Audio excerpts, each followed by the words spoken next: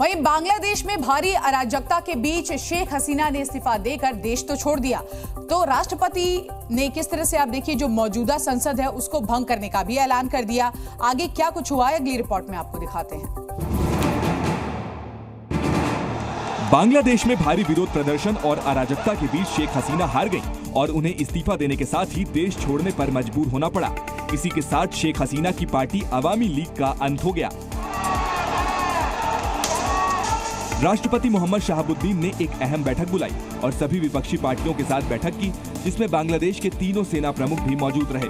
बैठक में ये फैसला लिया गया कि देश में अराजक स्थिति को सामान्य करने के लिए अहम कदम उठाए जाएंगे, जबकि अब बांग्लादेश में संसद भंग करने की तैयारी है, यानी बांग्लादेश में जल्द से जल्द नई सरकार के गठन की तैयारी है। राष्ट्रपति ने मौजूदा संसद को भंग करने का ऐलान किया, जिसका गठन जनवरी 2024 के चुनाव के बाद हुआ था। देश में कानून व्यवस्था बनाए रखने के लिए लोगों से सहयोग करने की अपील की गई है। सेना को लूटपाट और किसी भी हिंसक घटना के खिलाफ सख्त कार्रवाई करने का निर्देश दिया गया।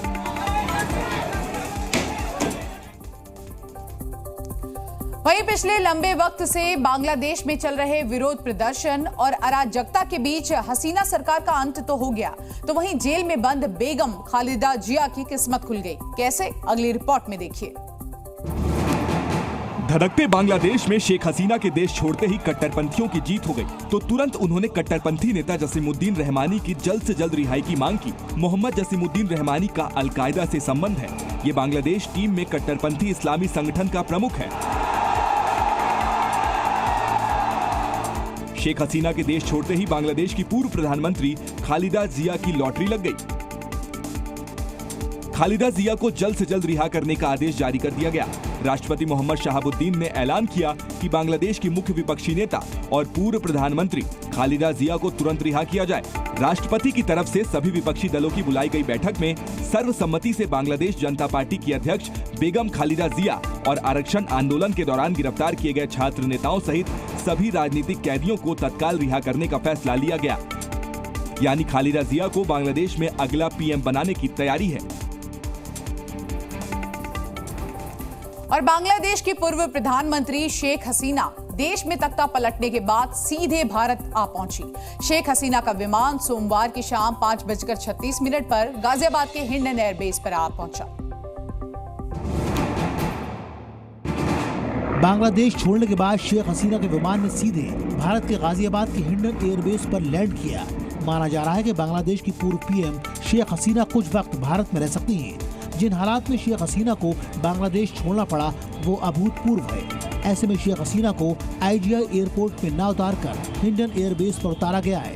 हिंडन एशिया का सबसे बड़ा एयरबेस है, जहां वायुसेना का कंट्रोल है। इस एयरबेस पर भारत के कई परमाणु सक्षम एयरक्राफ्ट और फाइटर जेट हमेशा तैयार रहते हैं। इसके अलावा यहाँ की सुरक्षा आम हवाई अड्डों के मुकाबले ज्यादा पुख्ता है।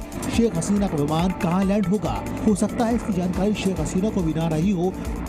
एक्सपर्ट्स की माने तो ये भारतीय खुफिया एजेंसियों की रणनीति भी हो सकती है। इसलिए शेख हसीना का विमान दिल्ली के बजाय यूपी में लैंड कराया गया। शाम 5:36 पर शेख हसीना का विमान हिंडन एयरबेस पर लैंड हुआ। वहीं सेफ हाउस में राष्ट्रीय सुरक्षा सलाहकार अजीत डोवल ने शेख हसीना से मुलाकात की। और देखिए, बांग्लादेश में सरकार के खिलाफ हिंसा भड़की तो हिंदुओं के खिलाफ भी ये हिंसा और तेज हो गई। हिंदुओं के घरों से लेकर मंदिरों तक आग के हवाले किया जा रहा है। वहीं बांग्लादेश में रात भर हिंसा चलती रही। बांग्लादेश में प्रधानमंत्री शेख हसीना के इस्तीफे के बाद देश के कई हिस्सों में हिंसा भड़क उठी है। बांग्लादेश में बड़े पैमाने पर हिंदू समुदाय को निशाना बनाया जा रहा है। हिंदुओं के घरों और मंदिरों को आग के हवाले किया जा रहा है। इस्कॉन समेत दूसरे मंदिरों पर एक के बाद एक हमले किए जा रहे हैं। इस हिंसा में करीब 100 लोग मारे गए हैं, जिनमें रंगपुर की हिंदू पार्षद काजल रॉय भी शामिल है। हिंसा पर इस्कॉन के उपाध्यक्ष राधा रमन ने बयान जारी किया है, जिसमें वो सीधे कह रहे हैं कि हिंदुओं पर आज की रात भारी, यानी आज जो रात बीती है, बांग्लादेश के हिंदुओं के लिए दुआ करें। बांग्लादेश में रात भर हिंदुओं के साथ हिंसा की खबरें आती रही। स्थानीय प्रशासन और पुलिस की निष्क्रियता की वजह से हालात और भी बिगड़ गए हैं। बांग्लादेश में सरकार के खिलाफ शुरू हुआ आंदोलन हिंसक होने के बाद हिंदुओं के खिलाफ हो गया है। वहीं बांग्लादेश में बिगड़ते हालातों के बीच टेंशन हिंदुस्तान में भी कम नहीं है। भारी तनाव के बीच अपने देश से भागकर हसीना भारत पहुंची तो यहां पर भी पीएम मोदी ने एक हाई लेवल बैठक बुलाई। बैठक में क्या कुछ हुआ, रिपोर्ट में देखिए। बांग्लादेश में बिगड़े हालातों के बीच शेख हसीना भारत में गाजियाबाद के हिंडन एयरबेस पर हैं। तो इस बीच पीएम मोदी ने बांग्लादेश के हालातों को लेकर लोक कल्याण मार्ग पर हाई लेवल बैठक की।